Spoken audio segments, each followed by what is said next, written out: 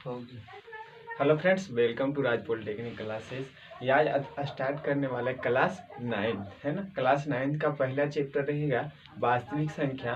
और पहला चैप्टर में आप लोग ये जानेंगे कि वास्तविक संख्या क्या होती है और वास्तविक संख्या का कहाँ कहाँ पर प्रयोग है और कैसे हम इसको ग्राफ पे दर्शाएंगे, ये सब भी आप लोग को बताने वाले हैं।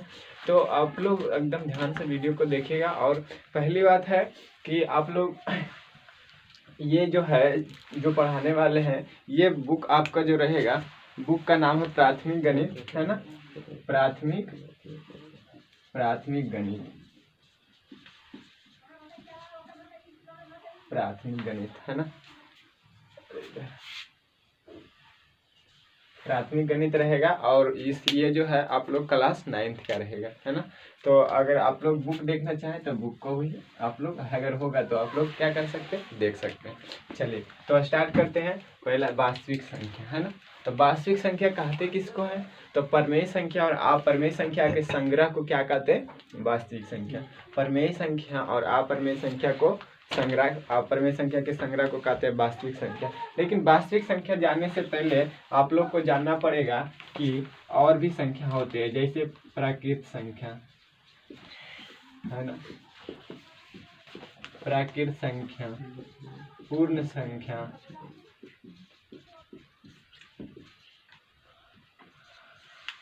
सम संख्या, ये सब आप लोग पिछले क्लास में भी पढ़े होंगे, लेकिन थोड़ा सा बता देते हैं, है ना। विषम संख्या,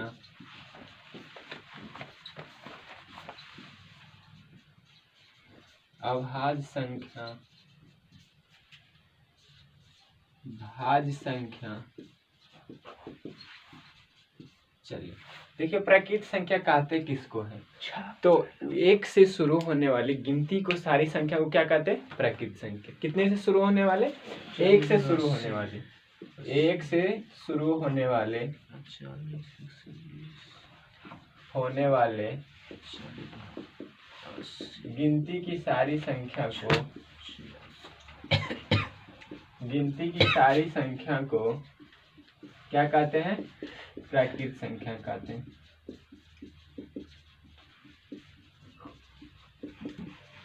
जैसे कहाँ से शुरू होगा, एक से, तो 1 2 3 4 5 6 7 डॉट डॉट डॉट अनंत, है ना। एक से शुरू होने वाली गिनती की सारी संख्या को क्या कहेंगे, प्राकृत संख्या। दूसरा है पूर्ण संख्या। पूर्ण संख्या में कहाँ से होता है, जीरो से शुरू होने वाली, कहाँ से, जीरो से शुरू होने वाले गिनती की सारी संख्या को क्या कहते हैं, गिनती की सारी संख्या को पूर्ण संख्या कहते हैं।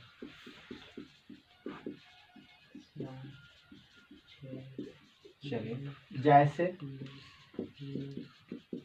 0 1 2 3 4 5 6 डॉट डॉट डॉट अनंत, ये किसका साइन है, इसको पढ़ेंगे अनंत, है ना। चलिए अब कहता है सम संख्या। सम संख्या किसको कहेंगे, तो ऐसी संख्या जो 2 से कटे, है ना, पूरा पूरा, उसको क्या कहेंगे, सम संख्या, है ना। जो वैसी संख्या जो 2 से पूरा पूरा कट जाए उसको क्या कहेंगे, सम संख्या। तो लिख देते हैं, वैसी संख्या जो 2 से पूरा पूरा विभाज्य हो, विभाज्य का मतलब वही कट जाना, है ना, विभाज्य हो, उसे क्या कहेंगे, सम संख्या।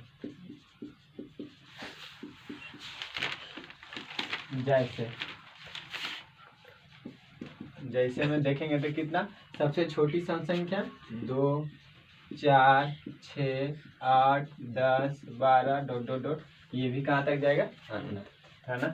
विषम संख्या किसको कहेंगे, तो ये क्या रहेगा, वैसी संख्या जो 2 से पूरा पूरा नहीं कटे, सिंपल सा, वैसी संख्या जो 2 से पूरा पूरा विभाज्य ना हो, उसे क्या कहेंगे, विषम संख्या।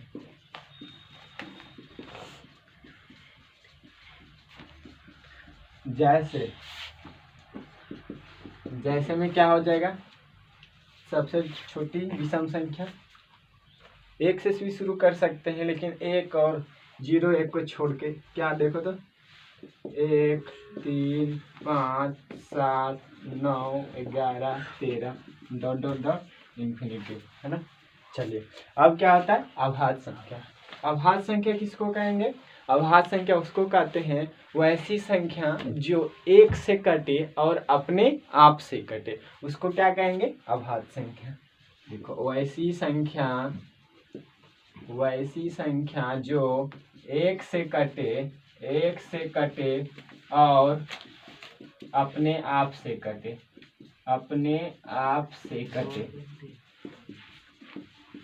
अपने आप का मतलब क्या समझे? अपने आप से कटे, उसे क्या कहेंगे अभाज्य संख्या कहेंगे।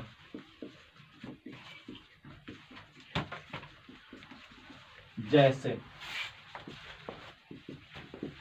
में 1 से कटने वाला और अपने आप से कटने वाला, सबसे छोटी सा अभाज्य संख्या क्या होता है 2, है ना। 1 से कटेगा और 2 से कटेगा, 3 5 7 11 13 17 19 डॉट डॉट डॉट इसी तरह से आगे बढ़ते जाएंगे।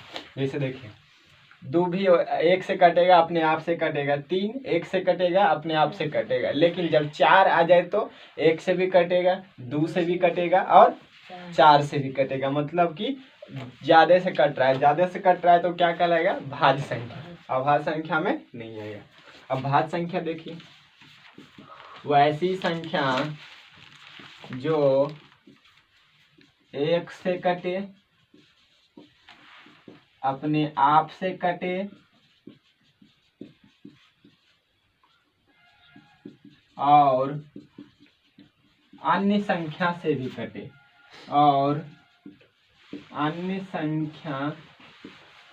भी कटे, उसे क्या कहेंगे? उसे कहेंगे भाज्य संख्या।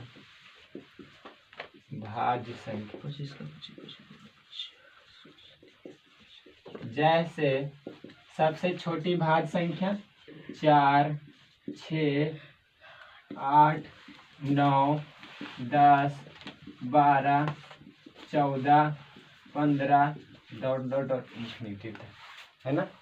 तो आपसे क्वेश्चन ये पूछेगा कि बताइए सबसे छोटी अभाज्य संख्या, तो सबसे छोटी अभाज्य संख्या 2 होता है, याद रखना, नोट पॉइंट में लिख लीजिए।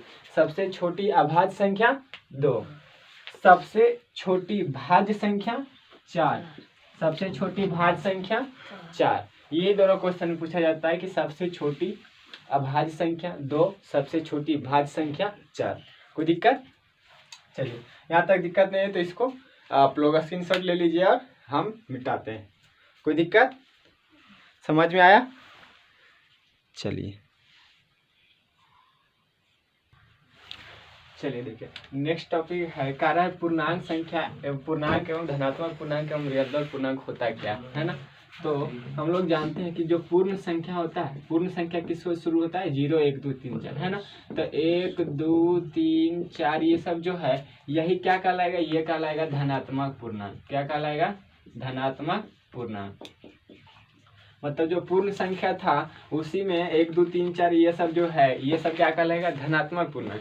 और इसी का जब उल्टा, इसी में अगर धनात्मक पूर्णांक में ही क्या कर दे, इसके आगे अगर माइनस का चिन्ह लगा दे तो ये क्या कहला जाएगा? ऋणात्मक पूर्णांक, है ना।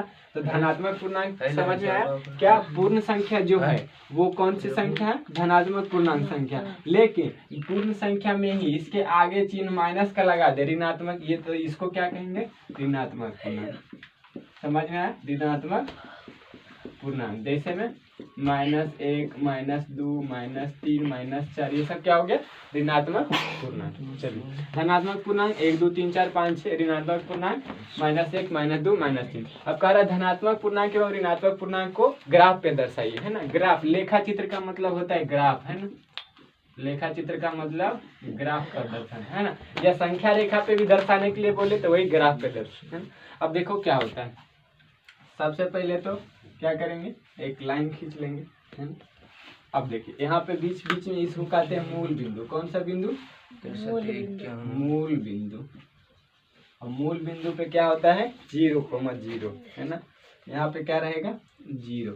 अब मूल बिंदु से बाएं की तरफ आएंगे, मूल बिंदु से बाएं की तरफ आएंगे तो माइनस वाला रहेगा, मतलब ऋणात्मक पूर्णांक है ना। और मूल बिंदु से दाएं तरफ जाएंगे तो क्या कहलाएगा धनात्मक पूर्णांक। दूसरा क्वेश्चन 255। कोई दिक्कत, बस यही कह रहा है कि धनात्मक पूर्णांक और ऋणात्मक पूर्णांक को क्या करिए चिन्ह पे दर्शाइए। तो इधर क्या हो गया धनात्मक, इधर क्या हो गया इधर ऋणात्मक, इधर क्या हो गया धनात्मक है ना। तो इधर चिन्ह करके लिख देते, इधर हो जाएगा धनात्मक पूर्णांक और इधर क्या हो जाएगा ऋणात्मक पूर्णांक।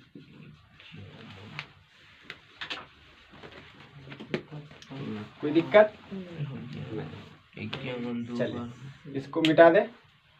अब देखिए भिन्न क्या होता है, थोड़ा सा भिन्न के बारे में जानेंगे। भिन्न किसको कहते हैं, तो मान लेते यदि कोई ए पूर्णांक है ना, यदि कोई ए पूर्णांक में कोई बी पूर्णांक से भाग देते हैं, या भाग देने पर ऐसे नहीं जो प्राप्त होता है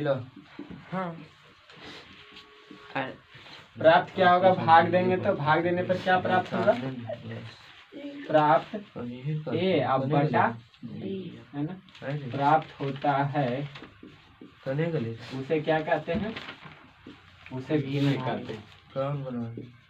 भिन्न है ना, जहाँ ए क्या कहलाएगा, ए को अंश कहेंगे, क्या कहेंगे अंश, और बी को क्या कहेंगे, बी को हर कहेंगे। ठीक है, जैसे देखो कार है ए में है ना, बी से भाग देंगे तो इसको क्या कहेंगे ए बटा बी, और ये क्या कहलाएगा भिन्न कहलाएगा।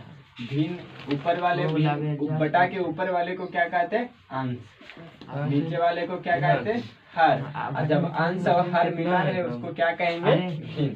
तो अगर आपसे पूछा जाए कि बताइए भिन्न बराबर क्या होता है ना, तो क्या लिखिएगा अंश और बटा में हर, ये क्या कहलाएगा भिन्न कहलाएगा। कोई दिक्कत, जहाँ पे कुछ भी संख्या अंश में हो जा सकता है, जैसे 5 हर में ले लेते हैं 3, ये क्या कहलाएगा अंश बटा हर। चलिए ये समझ में आया भिन्न किसको कहेंगे, यदि कोई पूर्णांक में क्या है बी से भाग दे देते हैं, कोई ए पूर्णांक है कोई बी पूर्णांक से भाग दे देते हैं, तो उसमें जो प्राप्त होता है उसको क्या कहते हैं, जो प्राप्त होता है उसको क्या कहेंगे, उसको कहेंगे भिन्न कहेंगे, है ना। चलिए कोई दिक्कत नहीं, मिटाएं। अब देखिए धनात्मक पूर्णांक ऋणात्मक पूर्णांक ये सब समझ में आ गया, भिन्न तक समझ में आ गया क्या। चलिए अगला है प्रमेय संख्या। प्रमेय संख्या किसको कहेंगे, आप लोग को पता होता जिसे P बटा Q के रूप में लिखा जाए उसको क्या कहेंगे प्रमेय संख्या। लेकिन थोड़ा सा जानिएगा कि प्रमेय संख्या एक ऐसी राशि है, थोड़ा सा अच्छा लिखाते हैं क्योंकि 9th में ऐसा ही परिभाषा दिया गया है। प्रमेय संख्या एक ऐसी राशि है, प्रमेय संख्या एक ऐसी राशि है जो एक पूर्णांक को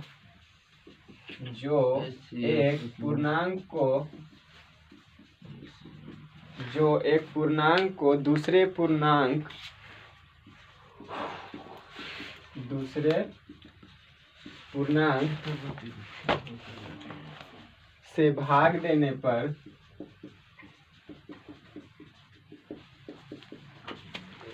प्राप्त होता है।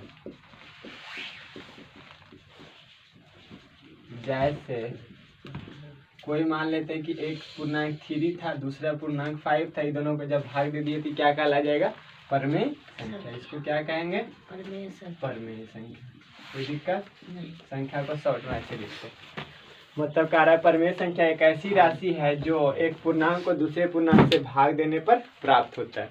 भिन्न का भी सेम कंडीशन था, है ना।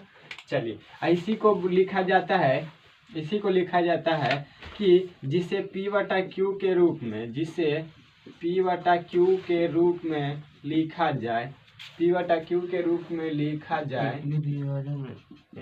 जाए उसे क्या कहते हैं? परमेय संख्या कहते हैं। दूसरा परिभाषा,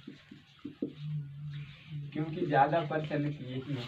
अब P/Q के रूप में देखो, इसको P ये Q है ना, 7/5 देखो ये P और ये Q, P/Q के रूप में लिखा जाए उसको क्या कहेंगे?